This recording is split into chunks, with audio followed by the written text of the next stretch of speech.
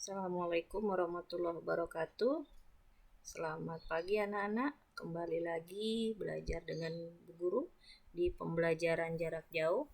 Hari ini kita akan membahas tentang perkembangbiakan pada hewan.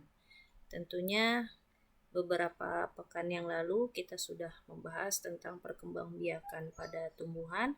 Kali ini kita membahas tentang perkembangbiakan pada hewan. Tentu kalian masih ingat perkembangbiakan pada tumbuhan itu ada secara generatif dan vegetatif.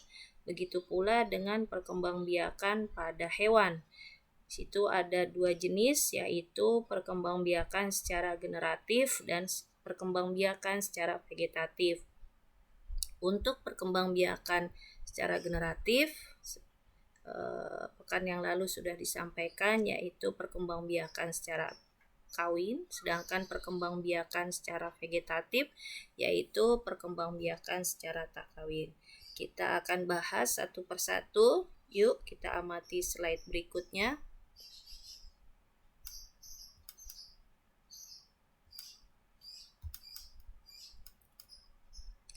Perkembangbiakan generatif.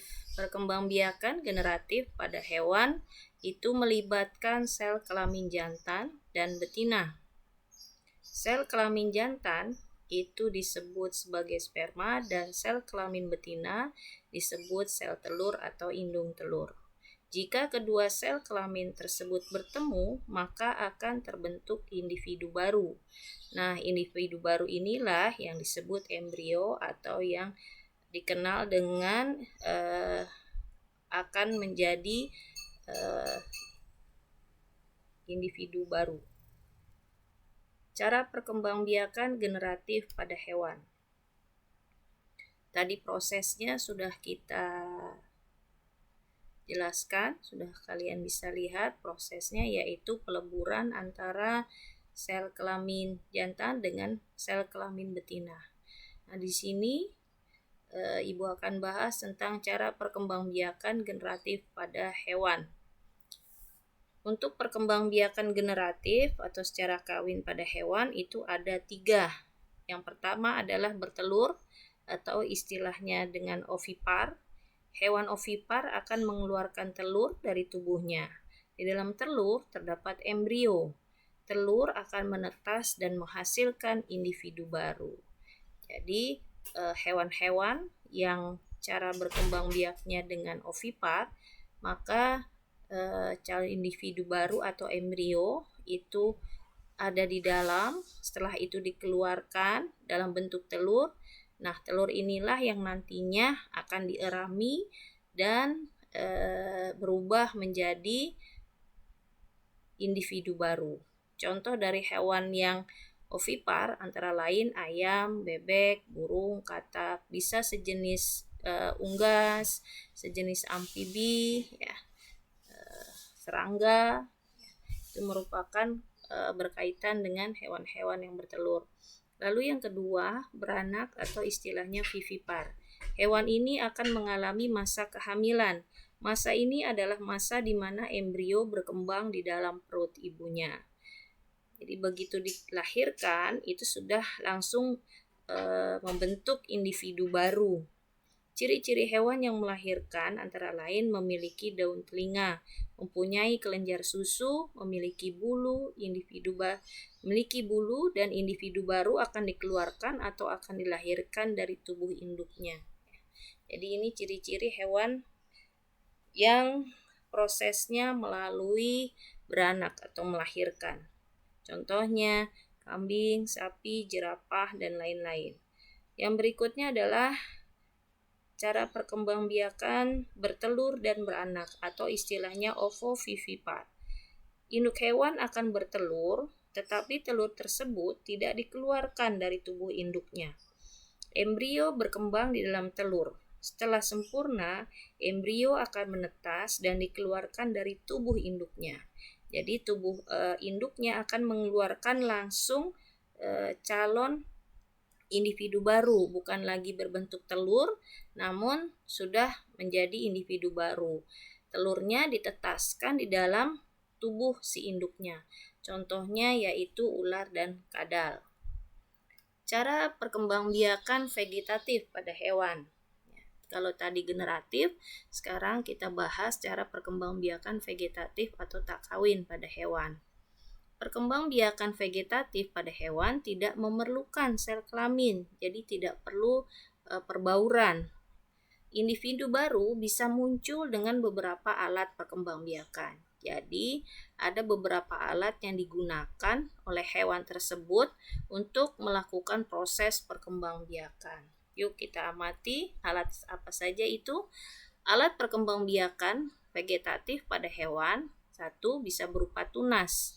Tunas ini adalah terbentuk dari dinding tubuh induk yang menonjol. Contoh hewan yang berkembang biak secara vegetatif dengan tunas yaitu Hydra. Yang kedua, membelah diri. Membelah menjadi dua bagian dengan susunan sama. Jadi membelah diri, mereka membelah menjadi dua bagian dengan susunan sama. Jadi cara berkembang biaknya dengan membelah diri mereka menjadi dua bagian. Contohnya ini amuba dan bakteri. Jenis-jenis hewan yang tidak bisa dilihat oleh mata langsung, melainkan hanya bisa dilihat oleh alat bantu, itu berupa mikroskop. Yang berikutnya adalah fragmentasi. Pemotongan bagian tubuh induk hewan. Jadi, hewan ini berkembang biaknya dengan alat fragmentasi, yaitu dengan memotong bagian tubuh. Dan bagian potongannya itu akan muncul menjadi individu baru. Pemotongan ini itu tidak terasa sakit bagi induknya. Jadi, sudah merupakan bisa dibilang karunia dari Yang Maha Kuasa dengan proses perkembangbiakan mereka masing-masing. Jadi tidak mempengaruhi. Nah, contoh dari hewan yang melakukan proses fragmentasi itu adalah cacing pipih. Nah, itu sekilas tentang penjelasan perkembangbiakan pada hewan. Kalian bisa melihat langsung di buku IPA yang kecil. Di sana tertulis jelas bagaimana proses perkembangbiakan pada hewan secara lebih detail. Guru harap kalian bisa banyak membaca. Setelah kalian pahami penjelasan yang di atas, di sini ada tugas untuk kalian, yaitu isilah tabel di bawah ini dengan nama-nama hewan beserta jenis perkembangbiakannya, cara berkembang biaknya, serta alat yang digunakan untuk berkembang biak. Tulislah dalam tabel tersebut 10 nama hewan yang mewakili dari masing-masing jenis, cara serta alat berkembang biaknya. Jadi kalian tulis di dalam tabel tersebut 10 nama hewan dari masing-masing jenis, cara serta alat berkembang biaknya. Jadi kalian cukup menuliskan 10 saja. Kalian bisa jabarkan seperti generatifnya, vegetatifnya, terus dengan oviparnya, vivipar, ovovivipar, serta dengan vegetatif, misalnya dengan tunas, dengan hydra, dengan tunas atau dengan membelah diri atau fragmentasi. Bu Guru akan sajikan contoh yang ada di dalam tabel. Ya, di sini tabel perkembangbiakan pada hewan. Kalian tulis seperti ini di dalam buku tema kalian. Tabelnya yaitu ada nomor, nama hewan, jenis perkembangbiakannya, cara berkembang biaknya, lalu alat perkembangbiakannya.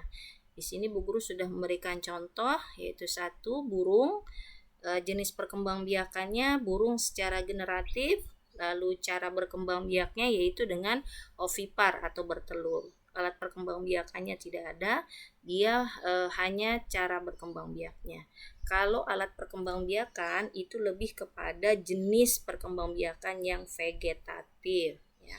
Sampai di sini Ibu Guru harap kalian bisa memahami dan mengerjakan tugas ini dengan baik. Selamat mengerjakan dan sampai jumpa pada pembelajaran berikutnya. Tetap semangat, tetap rajin belajar, banyak membaca, dan jangan lupa jaga kesehatan. Assalamualaikum warahmatullahi wabarakatuh.